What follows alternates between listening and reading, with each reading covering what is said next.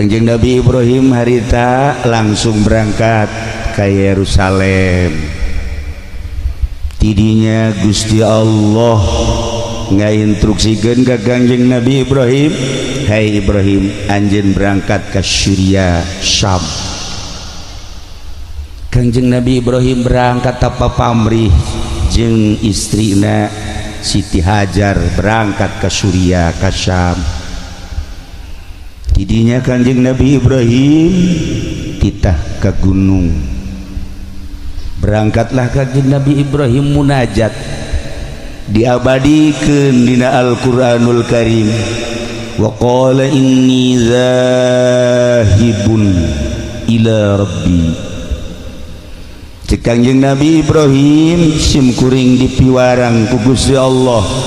di Palestina ke Suriah ke Yerusalem. Inni zahibun ila rabbi sayahdin. Piwarang munajat pepentaan nu bakal dituduhkeun ku Gusti Allah, nu bakal dibere ku Gusti Allah, naon nu dipenta ku Kangjeng Nabi Ibrahim. Kangjeng Nabi Ibrahim teu loba pamenta, Rabbi habni minas sholihin. Gusti, di samping abdi nyuhunkeun pangampura ka Gusti, keluarga abdi nyuhunkeun pangampura Gusti, umat abdi nyuhunkeun dihampura, jang kelanjutan agama Gusti, abdi teh nyuhunkeun putra. Lantaran abdi can dipasihan putra Gusti, pasihan abdi putra ngan ulah saanak-anakna. Ai sakadar jang tukang nonton TV maulah Gusti, jang kadar sakadar WH-an WH beta tuntung nama. Ulah Gusti, jang sakadar mangun cimplong mah teu hayang abdi teh Gusti. Abdi mah hayang minas sholihin, abdi mah hayang dipasihan putra anu sholeh. Masya Allah, ibu bapak penta ka Gusti Allah. Jang perjuangan agama selanjutnya pondok pesantren teh kuari teh makin tenggelam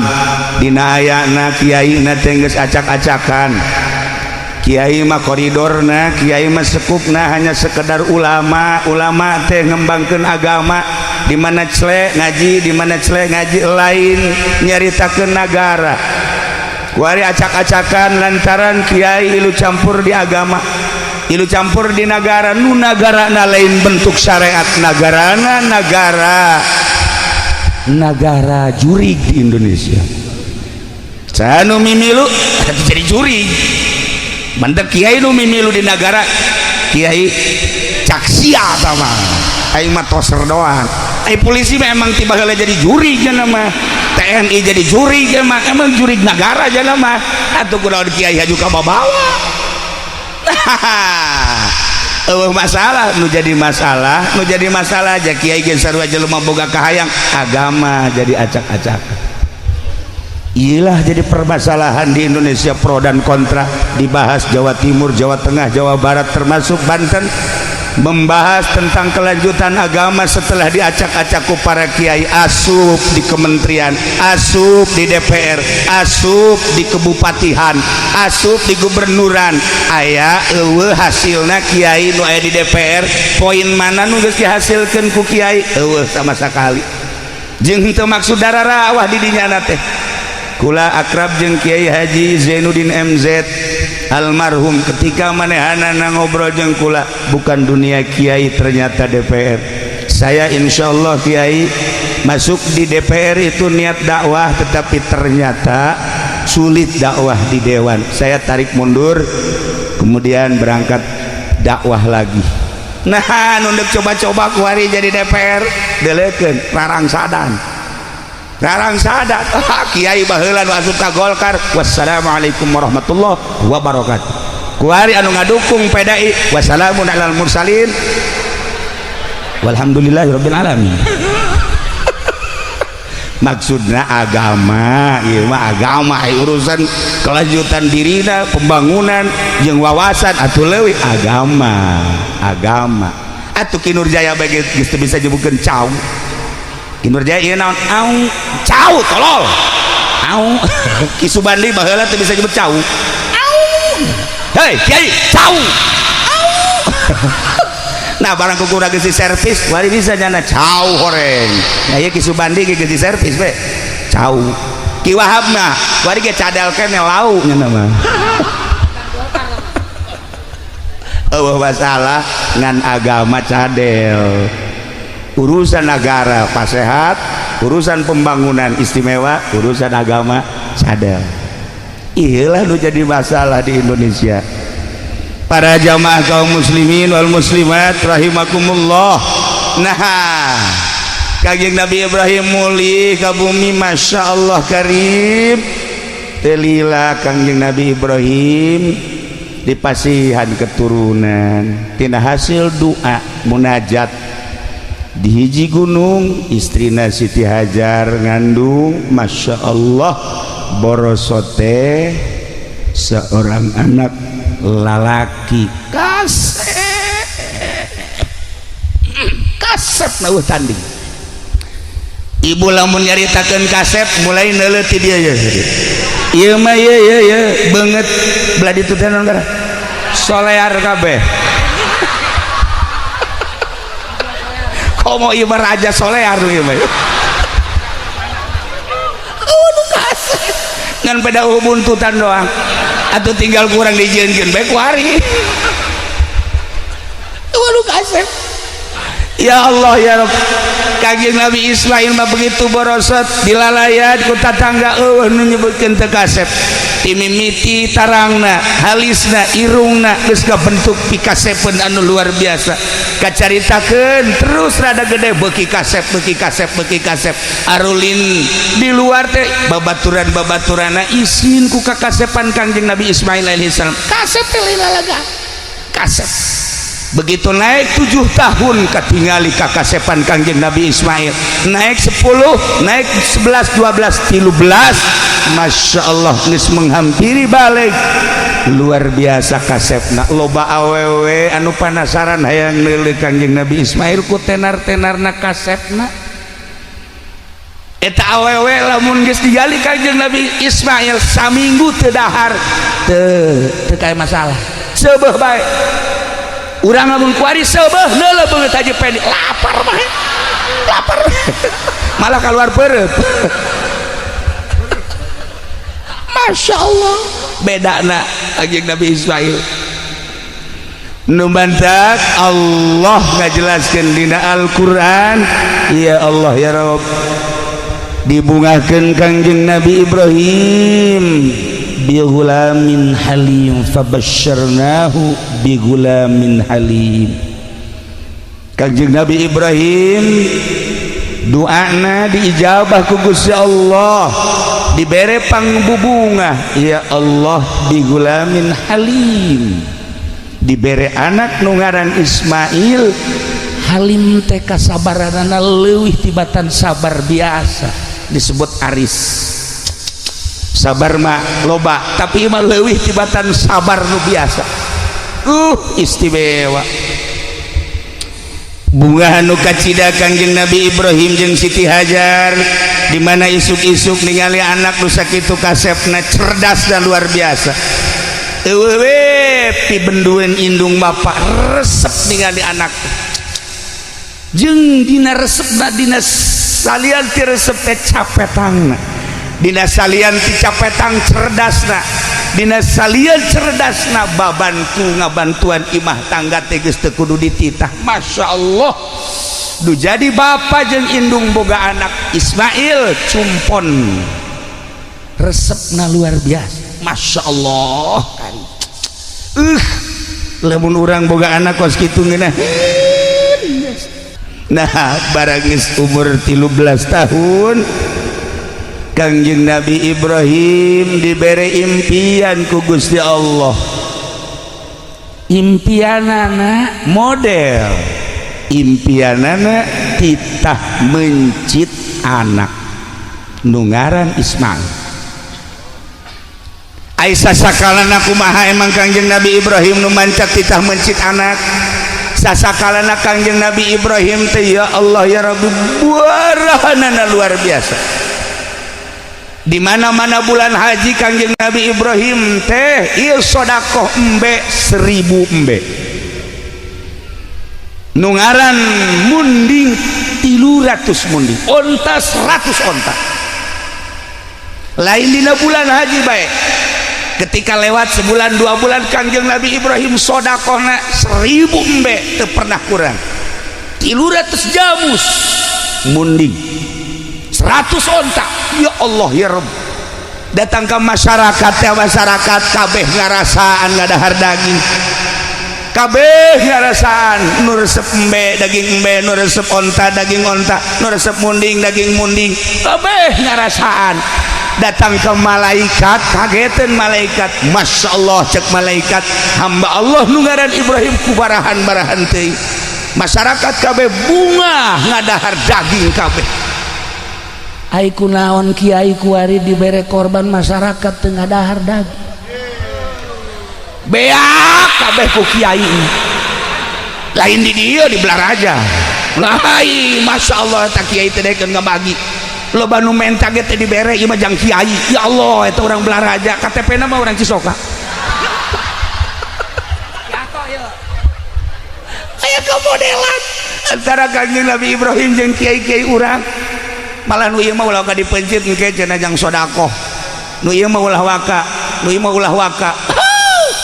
dikirim kabeh bangsa jelema-jelema anu dipekadeudeuh ku nyana masyarakat banu menta ya Allah dibere saparapat on dibere saparapat on juku nyana ditusukan digarang ya Allah teu datang ka beuteung jadi ceuhil doang Lord Masya Allah komo tukang mencit kulit dibawa kunyana hulu dibawa kunyana ceker dibawa kunyana jeroan dibawa kunyana heuy ai ieu kumaha lalakonna Masya Allah talancuh lagi talancuh dibawa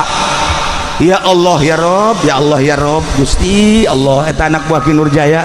kunaon jadi kos kitu orang dititah kunyana ya Kangjeng Nabi Ibrahim pohara Kangjeng Nabi Ibrahim dalahar kumaneh ta 1000 dalahar ta kumaneh 300 man munding ta dalahar kumaneh onta ya Allah ya Rob masyarakat mika cintana luar biasa ka Kangjeng Nabi Ibrahim alaihi salam lantaran nyana bebereanana nu pohara eueuh hiji tamu nun teh disuguhan ku Kangjeng Nabi Ibrahim bahkan antara Baghdad Suriah Palestina Suriah Mekah Suriah lantaran Suriah teh pusat perpasaran pusat pasar di mana baik nyieun kam-kam nyieun pos-pos jang pedagang-pedagang jang musafir-musafir nu liwat setiap liwat kadinya kudu disuguhan ya Allah ya Rabb beuh lamun urang model kos kitu tah kaboga urang dikerahkeun pohara maka malaikat selalu memandang Kangjeng Nabi Ibrahim alaihi salam aya sababaraha masyarakat anu naros oge malaikat Jibril diutus ku Gusti Allah titah ngarupa manusia bareng jeung para inohong para tokoh Kangjeng malaikat Jibril menghadap ke Kangjeng Nabi Ibrahim Assalamualaikum Waalaikumsalam ya Ibrahim aya anjeun popoharan teh ieu sedekah mandi ribuan hewan disodakohkeun henteu nyaah cek Kangjeng Nabi Ibrahim ieu hewan milik Allah lain milik kula kula teu ngarasa ngapi milik diri kula anu Allah dunia langit jeung bumi katut eusina nu Allah diinstruksikeun ku Gusti Allah kita sedekah selama Allah marentah boro-boro hewan andai kata kaula boga anak kula mau diinstruksikan kita dipencit ku kula mah demi nurutna ka Gusti Allah Masya Allah kan iyalah Kangjeng Nabi Ibrahim Khalilullah Kangjeng Nabi Ibrahim munajat tadi di pasihan putra sakitu kasepna umur 13 tahun geus rada dewasa falamma balagu ma'ahu sa'ya barang Kangjeng Nabi Ismail geus datang kana had sa'ya bisa ngabantuan indung bapana bisa ngabantuan tatanggana bisa ngabantuan naon nu bisa dibantu Masya Allah Kangjeng Nabi Ibrahim dibere ngimpi wa qala ya bunayya cek Kangjeng Nabi Ibrahim anaking Ismail ka dieu aya naon abah inni ra'aitu fil manam abah tadi peuting ngimpi daon abah anni azbahuka abah ngimpi titah mencit anjeun wahai Ismail fanzur madza taro coba kumaha pemikiran anjeun impian abah teh titah mencit anjeun teh kumaha jawaban Kangjeng Nabi Ismail faqala ya abati if'al ma tu'mar satajiduni insyaallahu minas sabirin cek Kangjeng Nabi Ismail abah naon impian abah berarti instruksi ti Gusti Allah if'al ma tu'mar laksanakeun perintah Gusti Allah Gusti Allah nitah mencit abdi ya Allah ya Rabb pokokna mas satajiduni abah bakal manggihan ka kaula nurut abdi minas sabirin abdi persilahkeun ku abah pencit di mana instruksi Allah urang lamun boga anak kos kitu tah kasep biasa haju titah dipencit ambo-ambo beureunanan Gusti banyak kudu mencit anak mendingan haji pendi pencit daripada mencit anak majajana manggil mangfaat Gusti ya Allah ya Rabb coba eta datang kacak tatangga eta bae cenah Gusti ya mantaknya nama ilunan jeung kiai ge pamajikan geus teu okeun nu mantak geus teu okeun atuh geus mangfaatna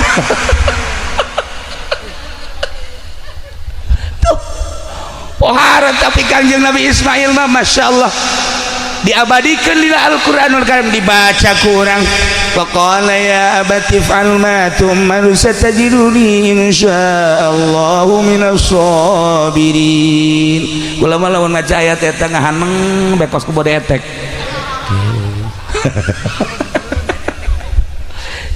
cek kula teh ieu si budak pohara amat nurutna kanu jadi kolot Masya Allah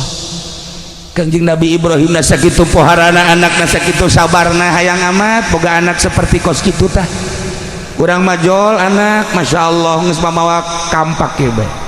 bah kampak leutik ya bah emang jang naon tarang abah ya maksudna naon sia belikeun motor bah lamun henteu antara dua kaca jeung tarang abah sial da urang cisoka boga goblok pohon cisoka siana naonan cak aban pan kula di pegahan besina ge ku abah memeh ka batur ka abah heula goblok ibu dah ieu bae seminggu motor eueuh awas mun teu kaca tarang nu kadua adina geus mau martil gede bae mak awas ieu mah ieu naon sia naon lamun kakak dibelikeun motor kula henteu susu emak hiji sial boga anak karari amat sia ieu naonan teu bisa naonan pokona mah kieu bae geus pokona mah kakak dibelikeun kula henteu awas Masya Allah imah hareudang imah hareudang ngobrol bae bapana jeung pamajikanna anak orang jadi karari bogan sia si pasantrenkeun modern cakaing ge pasantren salap lo kadenge budak santri salap mah mau martil paling jara gaji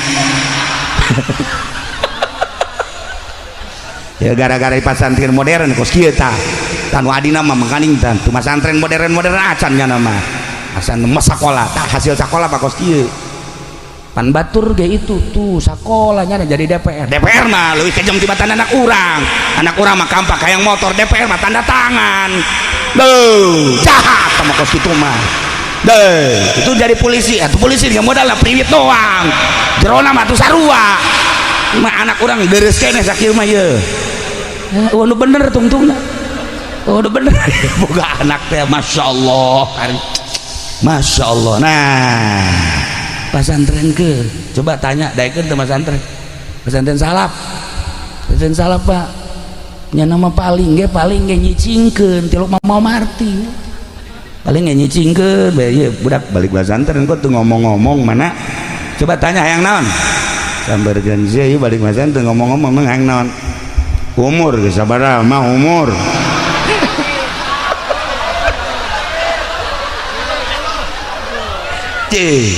pasti nanyakan umur emang mati lok ngitung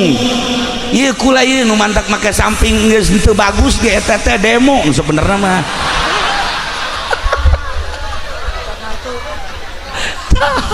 paling ge kos kitu doang ulah leuwih ti 30 mah waduh bibit kolot dia ka ditu mah tah eta paling ge sakitu satri salap bang demo na teh kawin jak mana teh atuh kawin teh pan meureunnan si anak teh si anak kan aju engke kumaha eta si anak sia tah barang daharna mak kula kan geus basantren ya di dieu tijan mah ieu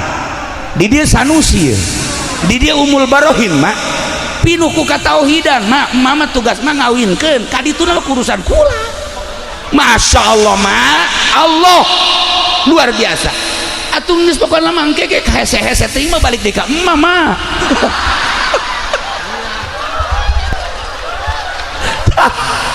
eta santri mah balik ge sakitu tenang mah pokona kula mah geus kawinkeun ka dituna geus tenang serahkeun ka Allah aing ngadenge sia mah gede hate tapi penyerahkeun ka Allah ge kudu syariat mah aya nu syariat aya nu torekat aya nu hakikat kudu geus datang ka hakikat mah beuh budak kudu dikubur ya ya Allah ya tenang mah tenang kula geus diaji kabeh ku kula pokona mama ngawinkeun ka dituna pokona tanggung jawab kula mah aya tauhidan di hidup kudu jasa mah teu kan ngeunaheun ai make salaf mah Masya Allah segala rupa serahkeun ka Allah lamun Kangjeng Nabi ditanya ku sahabat ya Rasulullah abi teh hayang sugi sanu pangsugihna Allah penta kanu pangsugihna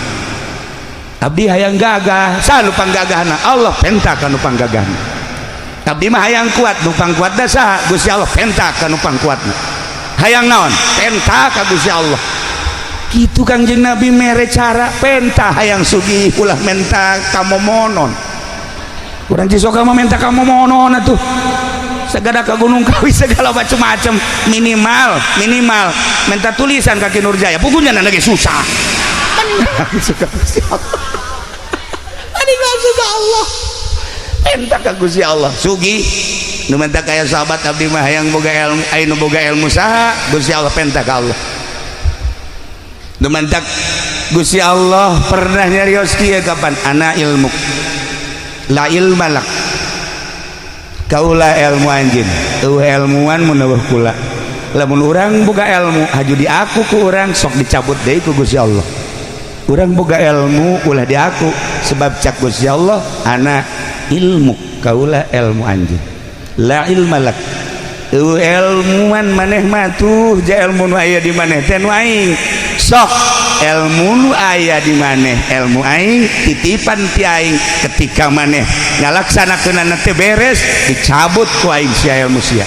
pencabutan ilmu teh kumaha cek sahabat ka Kangjeng Rasul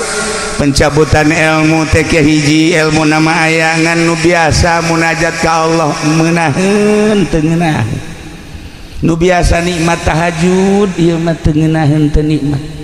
aya deui nu dicabutan nu biasa hudang ti penting teu bisa hudang pencabutan ilmu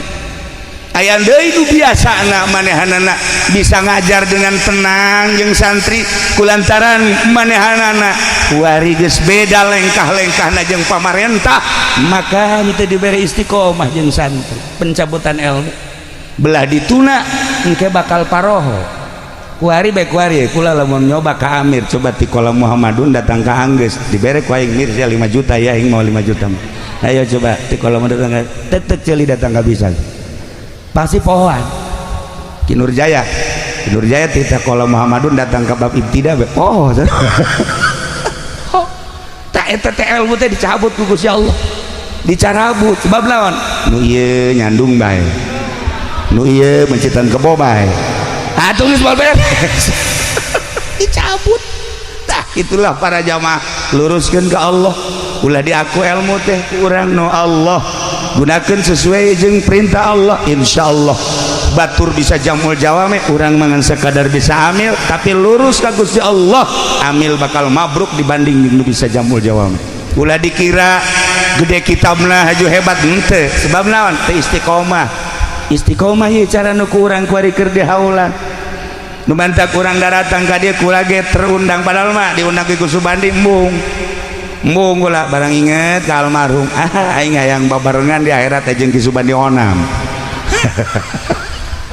diundang ku nyana sangeuk inget ka almarhum Abuya Ardani emang kumaha kitu Kiai abah kula sok ngobrol Kiai serba bisa mah Abuya Ardani kula eta mengobrolkeun ngadengekeun serba bisa kumaha abah kori nya nama bisa ceramah nya nama bisa mamaca nya nama mamaca tuh nya nama kikieuan bae asakanya nambe tolol meureunana mamaca kudu berobani nya nama bisa Masya Allah sagala bisa Taki Ardadi mah di samping eta marhaban nu kuari berkembang di ditu tuh di Kendal di pondok terus ka ditu ka rajeg eta teh meunang ngadidik Abuya Ardani istimewa dan mantak berarti ahli Allah tur ikhlas hayang ka bawah ieu mah kula mah lain undangan Ki Subandi ja lain kula mah undangan Abuya Ardani ngan wasilahnyana sih gitulah para jamaah kaum muslimin wal muslimat rahimakumullah balikan deui ialah Kangjeng Nabi Ibrahim alaihis Kangjeng Nabi Ismail alaihis salah titah dipencit nurut mudah-mudahan orang diberi anak sing narurut cara Kangjeng Nabi Ismail mudah-mudahan orang boga anak cara Kangjeng Nabi Ismail pinterna mudah-mudahan orang boga anak cara Kangjeng Nabi Ismail nurutna mudah-mudahan orang boga anak kos Kangjeng Nabi Ibrahim barahana loyalna jeung sagala rupana amin ya robbal alamin akhirna Kangjeng Nabi Ibrahim bebeja ka Siti Hajar neng kuari isuk-isuk tanggal 8 Zulhijjah ieu anak pandian nu rapih geus dipandian pakaian baju nupang bagusna sisiran anu rapih minyakan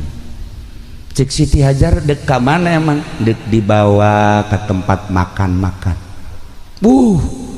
insyaallah tuh ku Siti Hajar di pandian geus dipandian di pakaian baju nu rapih bagus disisiran diminyakan serahkeun ka Kangjeng Nabi Ibrahim ditungtun ku Kangjeng Nabi Ibrahim Kangjeng Nabi Ibrahim nyokot peso belati jeung tambang dina hate ibuna pan deuk makan-makan si mau belati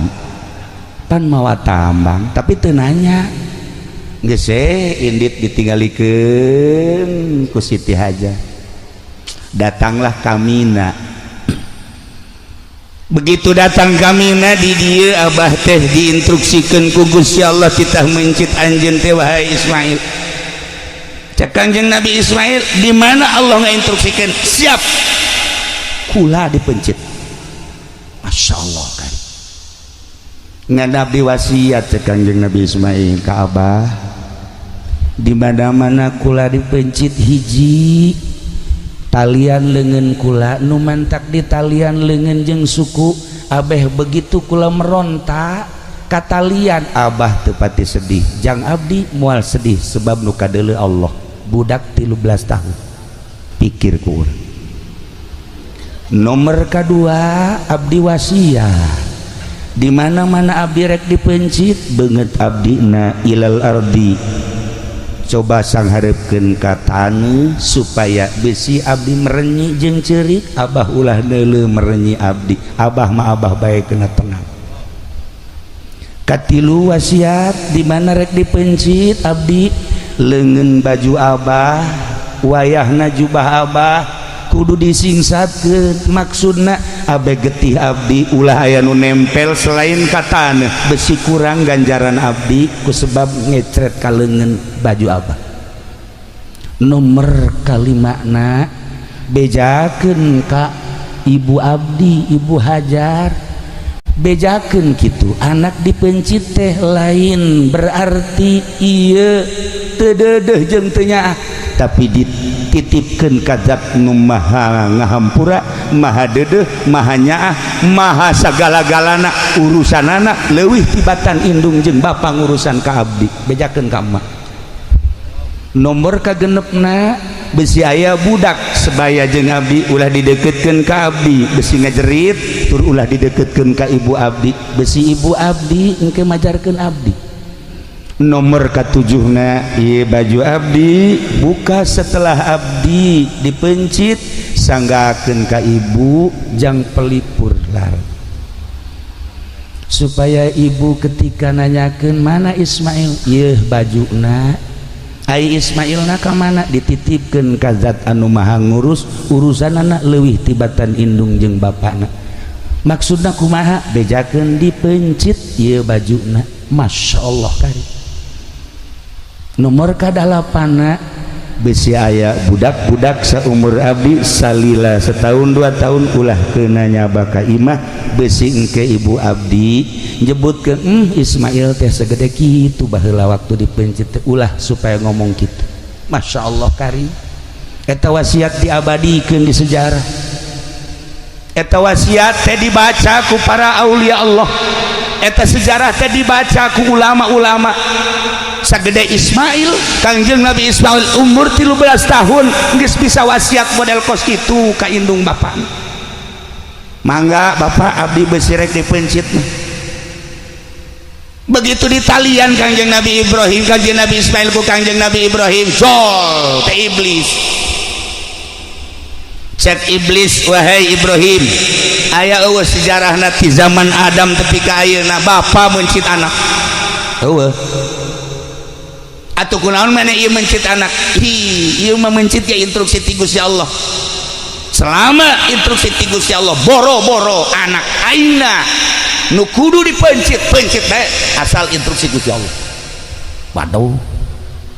cak iblis ieu bae moal bisa cenah teh bah moal bisa dirobah ieu mah sia emang aing teh nyaho cak Kanjeng Nabi Ibrahim aing memang teu nyaho ka dia aing nyaho ka dia teh lain manusia dia tolol bae dia mah asalna Kanjeng Nabi Ibrahim karangkas heula hari teh meureun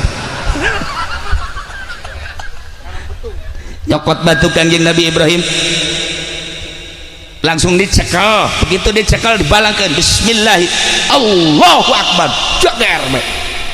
timpahan Kanjeng Nabi Ibrahim ka iblis kena matana bocos matana besi aya polisi nu bocos matana eta berarti katimpah eta Allah bocos aduh cak iblis teh aing nasib aing kos kieu cak kitu lah mal mundur aing mah kajian ku kumaha ge aing datang ka ibuna manya ibuna kudu ngameunangkeun mencit anak datang ibuna keur calik we ke bari nasbeh Allah Allah Allah Allah Allah beuh ngeunaheun da lamun nyaba ka hiji awewe-awewena bari nyakelan tasbeh tiis hate Allah Allah Allah ya malain Assalamualaikum Waalaikumsalam ibu aya di mana tuh keur nonton TV Masya Allah malah aya di Cisoga paling di Panggang eta Allah Allah Allah nah cek iblis Assalamualaikum salam ieu hajar mohon nyaho teu anak Ismail tuh dek dipencit wah banyak bapak mencit anak ih kuari geus digolerkeun naon cenah nu mantak dipencit nanya teu ka Ibrahim nanya naon eta nu mantak dipencit nya lo boga sangka bahwa eta teh instruksi ti Gusti Allah coba gerakan itu salaki kulama nabi salaki kulama nabi mah tilok bohong sekali instruksi ti Gusti Allah pasti instruksi ti Gusti Allah lain cara kiai di Cisoka wah tama kiai raradutan da pokok situ salaki abdi mah nabi cak jana pokoknya sekali instruksi pasti instruksi percaya antep ke dek dipencit dek nanaon Masya Allah eta indung kuat kepercaya jasa ka salaki lantaran salakina tilokna bohong kok maki fudoli mah Masya Allah karim nyana mah setengah bajingan sebenarnya mah balik peting ya jana orenganan ya Allah ya Rabbi mal bejakeun lah rahasia perusahaan teman atuh sia mah bapana bapak rusak tuh tah ieu deuk percaya kumaha pamajikan kanu jadi salaki balik di mana-mana teh kok parfumna lain deui Kak ieu mah rada tajem kieu biasana lain parfum boti mah ieu mah Kak lah budak tah orenganan mal bejakeun deui bel ieu mah baja ieu mah Kak ieu mah parfum awewe mah gosip nyaho teh budak nyemprot lain deui cenah teh gorenganan kanyahoana mah geus 7 tahun ditungtun muda kayak anak saha deui atuh deuk percaya kumaha pamajikan kanu jadi salaki tuh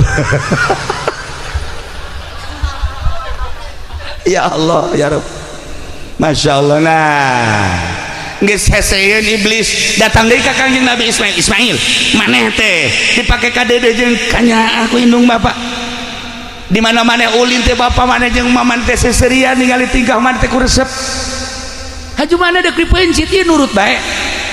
selama perintah Allah cek Kangjeng Nabi Ismail kula moal kaluar ti perintah Allah sebab abah kula nabi boga impian langsung ti Gusti Allah kita mencit kula leuwih ti dipencit kula siap nuturkeun lain ka bapak tapi ka Allah Subhanahu wa taala bari nyekel batu ditimpah deui ku Kangjeng Nabi Ismail jager bae mata nu hijina deui kena buta beusi kapanggih jeung polisi buta nah iya atau abri nu buta atuh geus eta berarti lelengseran ti ditu eta ya Allah ya Rabb jadilah kuari syariat ketika orang datang ke Mina nimpahan Jumratul Aqobah nimpah ula wusto Aqobah ula wusto Aqobah sasakalana eta ya Allah ya Rabb langsung Kangjeng Nabi Ibrahim siap dek mencit Kangjeng Nabi Ismail alaihi salam geus digolerkeun di dinya disiap dek dipencit ku Kangjeng Nabi Ibrahim Bismillahi Allahu Akbar tarik ka luhur tarik dekat tungkulkeun ka hadap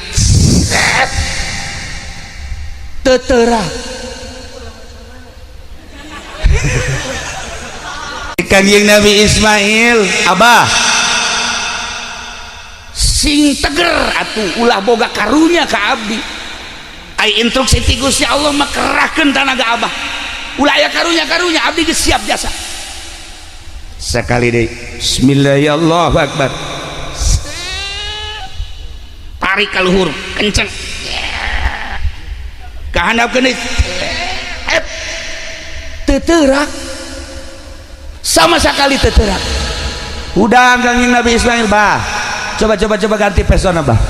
coba ganti pesona ke heula ieu abah lain lalagaan ieu pesoke urang coba heula ka tangkal korma langsung dibabetkeun ka tangkal korma cek buntung tangkal korma coba ka batu langsung dicoba ka batu brak belah batu kurang kumaha abah kurang kumaha coba sakali deui bah ieu pencit dan pancang jasa ieu kula teu kuat jasa geus hayang kapanggih jeung Allah Masya Allah karim kasih keimanan jeung katauhidan model kos kitu budak umur 13 tahun budak umur 13 tahun di Cisoka mah kieu can lempeng can lempeng ieu mah geus pohara tauhid ka Allah manteng na pohara ya Allah ya Rabb ai kieu ti Nur Jaya mah lain deui nah pencit deui sekali deui begitu dek dipencit deui falamma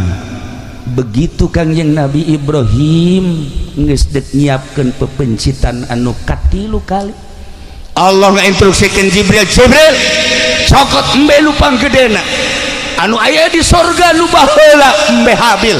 bawa panggul ku anjeun gantian Ismail Masya Allah Kangjeng Nabi malaikat Jibril alaihi salam nyokot embe langsung dipanggul ku malaikat Jibril dibawa ka dinya wa fadainahu bizibhin azim digantian wahai Ibrahim wa nadainahu ayya Ibrahim qad saddaqta ru'ya cek Allah anjeun geus ngabenerkeun kana impian anjeun teh diangkat jadi khalili kekasih kaula tetapi kuari geus aya gantina tah embe di sorga. Langsung Kangjeng Nabi Ismail na dikagigirkeun digantian ku embe. Cak Kangjeng cak malaikat Jibril, Allahu akbar Allahu akbar Allahu akbar. Cak Kangjeng Nabi Ibrahim, la ilaha illallah wallahu akbar. Cak Kangjeng Nabi Ismail, Allahu akbar walillahil hamdu. Urang-urang nyaho beta orenganan maca beta kiato teu nyaho rongengna tak kuari we nyaho orenganan Allahu akbar. Nu pertama ucapan malaikat Jibril alaihissalam, Allahu akbar Allahu akbar Allahu akbar, dijawab ku Kangjeng Nabi Ibrahim alaihissalam, la ilaha illallah wallahu akbar. Cek Kangjeng Nabi Ismail, Allahu akbar walillahil hamd. Pencit kiresel wa fadainahu bidzibhin azim. Inna kadzalika najzil muhsinin. Ibrahim di alam ku Gusti Allah moal aya salila dunia aya nu nandingan ka anjeun wahai Ibrahim.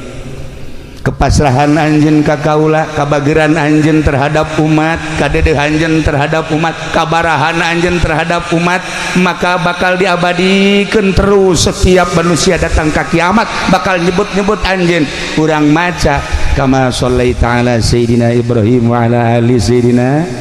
Ibrahim wa barik ala sayyidina Muhammad wa ala ali sayyidina Muhammad kama barakta ala sayyidina Ibrahim wa ala ali sayyidina Ibrahim fil alamin innaka Hamidum Majid. Allahumma shalli ala sayyidina Muhammad wa ala ali sayyidina Muhammad kama shallaita. Nah disebut sholawat Ibrahimiyah mun dibaca ba'da sholat 7 kali, tapi ba'da subuh mah 40 kali. Insyaallah bakal dijadikeun jelema anu murah hate, tur bakal dijadikeun jelema nu sugih bari daek sedekah. Tah kan loba jelema nu sugih tapi hese ka sedekah. Hei, eta mah merepet dur-dur pet. Atuh pada teh koret aya 3 bagian, aya koret merepet, aya koret merepet dur-dur pet. Aya koret doang, aya koret merepet, aya koret merepet dur-dur pet. Ai koret doang mah koret doang kata tangga koret, tapi kanyana mah jeung pamajikan bager biasa koret mah. Kayak koret merepet mah tatangga teu dibere, anak teu dibere, nyana mah jang nyana aya, eta ngaranna koret merepet. Ai koret merepet dur-dur pet mah tatangga teu dibere, anak pamajikan teu dibere, nyana ge hayang jajat menta. Contona sieun. Eta kan harus merepet dur-dur pet boro-boro jang batur jang nyana ge hese jasa. Ya eta mah boga lauk tembang ge diteudeun di handapeun anggel. Kanyawan ceulina ku cucurut. Ya Allah ya Rabb. Lailah para jamaah kaum muslimin wal muslimat rahimakumullah, terjadilah seperti eta Kangjeng Nabi Ibrahim jeung Kangjeng Nabi Ismail. Tah tanggal 8 pepencitan mimpi nu pertama naon kitu ngaranna, mimpi nu pertama tanggal 8 Kangjeng Nabi Ibrahim encan engah ditebuslah ku onta 100. Malam 9 mimpi deui ditebus deui ku embe jeung onta 100. Malam ke-10 mimpi deui terjadilah pemencitan anak nu ngaran Ismail. Datang ka ayeuna terus diabadikeun udhiyah teh mencit kadanan cara Kangjeng Nabi Ibrahim mah 1000 embe 300 munding 100 onta atuh hiji-hiji Haji Pendi. Ieu mah kamari kabeja ribut jeung tatangga. Ribut aya naon makan belati geus dikieu-kieu. Horenganan ngabagina teu akur. Buntut ka imah cenah.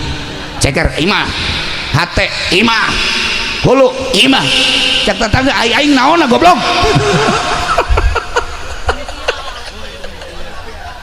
Ribut. Kadanan mereka batur lu aya ge ngabagi geus teu beres. Masyaallah. Eta ge sapasar kemis ngan eta-etana doang henteu nu sajeun mah teh. Tadi Cisoka mah kabehan. Ya Allah ya Rabb. Nailah nyaritakeun Kangjeng Nabi Ibrahim jeung Kangjeng Nabi Ismail intina hiji urang ciptakeun gerageh di urang suasana model Kangjeng Nabi Ibrahim alaihissalam. Urang tuturkeun kabageran Kangjeng Nabi Ismail dengan sendirina manusia bakal menyerap naon nu aya di urang. Sebab ku kabageran Kangjeng Nabi Ibrahim alaihi salam jelema daratang hayang disyahadatan loba anu ti Jararaut ti Baghdad ti Iran ti Turki datang ka Kangjeng Nabi Ibrahim teh ngadege kaisimawan Kangjeng Nabi Ibrahim langsung maca 2 kalimat syahadat tanpa kudu lelempangan cara kifudoli sapeting 3 panggung baheu lain haju maraca syahadat pugunya nana ge subuhna kieu teh Allahumma jadiban cak anakna bah emang duha teh naon loba omong sia aduh atuh lamun nyanana kos kitu atuh masyarakat lagi leuwih ti kitu sarua bae kabehan horenganan nah ieulah urang tuturkeun ciptakeun contoh Kangjeng Nabi Ibrahim kadua Kangjeng Nabi Ismail alaihissalam berlanjut di Mina terus datang ke tempat pangsa Ian Mas'a iyalah nuturkeun Kangjeng Nabi Ismail alaihissalam Siti Hajar para jamaah kaum muslimin wal muslimat rahimakumullah kiai-kiai urang nu laluhung kira Syamna di dieu di ditu abuyana Bu Kiai Abdul Halimna di dia Abuya Ardanina ieu teh jadikeun contoh ku urang kabehan lain sekadar ilmu dibaca nah hungkul tapi ieu ke masyarakatan meureun nu mantak masyarakat teh ngimplet teh bisa daek belajar marhaba bisa daek baca sholawat di dirina meureun aya marhabaan hartina aya marhabaan teh cinta ka Kangjeng Nabi hartina aya sholawatan teh cinta ka Kangjeng Nabi Muhammad sallallahu alaihi wasallam yuk urang babarengan cintakeun ka Allah cintakeun ka Kangjeng Rasulullah belah dieuna cintakeun ka para wali-wali Allah belah dieuna pisan cintakeunlah ka para ulama warasatul anbiya tidak terkecuali jaka behan ge urang teh butuh syafaatil uzma ayeuna beda-beda urang teh pakaian keur kieu make jubah keur kitu make samping kieu make jas kieu make pakaian polisi ketika urang Allahu Akbar mah hate urang sarua ka Allah polisi hanya jadi pengamanan hungkul untuk dalam negeri berikut hukum TNI untuk pengamanan dalam berikut luar negeri eta teh jangamankeun negara urang bertugas supaya manusia aman diamankeun ku manehanana bisa ibadah tentrem ka Gusti Allah bisa ngaji tentrem ka Gusti Allah bisa ngembangkeun agama lillahi taala jadi alhasil eueuh salahna polisi jadi polisi ka Allah abri jadi abrina ka Allah presiden jadi presidenna ka Allah menteri berikut gubernur bupati kabehna perangkat ka Allah urang masyarakat tuh komo kegiatan naon sarua pada ka Allah ai ka Allah nuturkeunana Kangjeng Nabi nuturkeunana para ulama para aulia Allah tuturkeunlah eta ulah mengkal ulah empungkal pengkol nu mantak nu paling hebat dina Al-Qur'an kan dijelaskeun innalladzina qalu rabbunallah tsumma istaqamu masyaallah jelema nu ngomong rabbunallah tsumma istaqamu istiqomah teh dina syariat nu bersyariat dina syariat nu berthariqah dina thariqah nu berhakikat istiqomah dina hakikat insyaallah eta teh bakal fala khaufun alaihim wala hum yahzanun moal aya khauf jeung moal aya hazan boro-boro di akhirat boro-boro di kuburan di dunia keneh ge ahli Allah ma fala khaufun alaihim wala hum yahzanun ahli syariat lamun urang ngomong rabbunallah tsumma istaqamu istiqomah dina syariat insyaallah maut di jero kubur moal aya khauf jeung moal aya hazan moal aya sieun ibu bapak maut begitu maut bakal aya pertanyaan malaikat lantaran di dunia disebut Allah tsumma istaqam istiqomah dina syariat artina istiqomah dina syariat teh kumaha lamun haram singnya haram kenana ka hate urang oh ieu mah haram lamun makruh cek hate ieu mah makruh ieu mah wajib cek hate ieu mah wajib urang laksanakeun ieu mah sunah ieu urang laksanakeun ieu mah mubah oh ieu mah mangga rek kumaha oge geus nu haram haramkeun jauhan nu halal halalkeun silahkan nu wajib laksanakeun istiqomah ulah nu haram di halal nu halal di haram iyalah nu bakal cilaka sebab teu istiqomah panjang urang menceritakan tentang sumastaqamu datang kad fala khaufun alaihim wala hum yahzanun kabelah dituna mah jelema nu kos kitu teh ulaika ashabul jannah khalidina fiha jelema nu Allah pangeranna istiqomah dina syariatna bakal diasupkeun ka surga Allah subhanahu wa ta'ala di surgana lain ngontrak sapoe dua poe tapi khalidina fiha mudah-mudahan ku cintana urang ka Allah ku cintana urang ka Kangjeng Rasulullah cintana urang ka para ulama cintana urang ka para aulia Allah urang dijadikeun ku Gusti Allah ashabul jannah amin ya robbal alam.